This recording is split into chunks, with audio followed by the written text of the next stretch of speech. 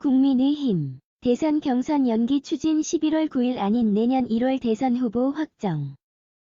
내년 3월 9일 치러지는 제20대 대통령 선거를 앞두고 국민의힘 내부에서 대선 후보 선출 시기를 늦춰야 한다는 의견이 나온 것으로 확인됐다. 국민의힘 고위 관계자에 따르면 일부 의원들은 최근 당 지도부에 오는 11월 9일로 예정된 대선 후보 선출 시한을 2개월 정도 늦춰야 한다는 의견을 전달했다. 국민의힘 핵심 관계자에 따르면 중진, 초선 의원들을 포함한 일부 의원들은 이 같은 내용이 담긴 입장문을 최근 지도부에 전달했다. 국민의힘 당헌, 당규에는 대선 후보를 대선 4개월 전 확정 짓도록 규정돼 있다. 이 경우 오는 11월 9일까지 대선 후보를 확정해야 한다.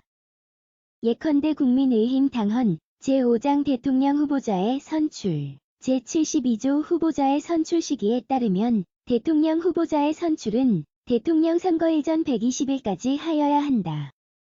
다만 선출된 대통령 후보자에게 사고가 있을 때에는 그러하지 아니하다고 명시돼 있다.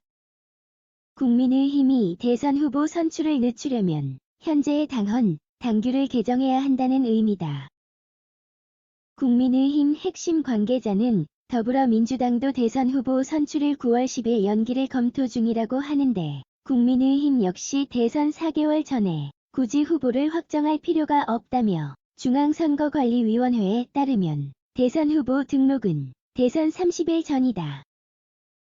그렇기 때문에 내년 1월 말 또는 2월 초까지 경선을 최대한 늦추는 방안을 검토할 필요성이 있다고 말했다.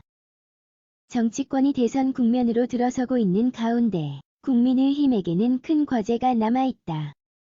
유력한 야권의 대선 주자로 꼽히는 윤석열 전 검찰총장, 최재형 감사원장, 김동연 전 경제부총리 겸 기획재정부 장관 등의 입당과 안철수 국민의당 대표와의 합당 문제다.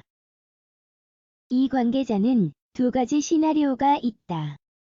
첫 번째는 당박 주자들이 입당을 한 뒤 원샷 경선을 통해 대선 후보를 선출하는 방법이라며, 두 번째는 당내 경선을 치른 뒤 외부에 있는 주자들과의 단일화를 통해 단 한 명의 야권 대선 주자가 출마하는 방법이라고 설명했다.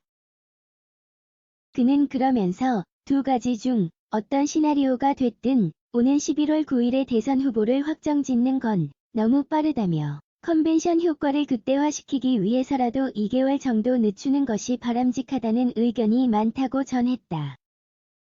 이 관계자는 이어 조만간 당 지도부에서 이를 정식 안건으로 올린 뒤 내부 의견을 수렴하게 될 것이라며, 최고위원회의에서 승인하면 중앙위원회에 정식 안건으로 올리고 추인을 받아 당헌, 당규를 개정하는 절차를 거치게 된다고 덧붙였다.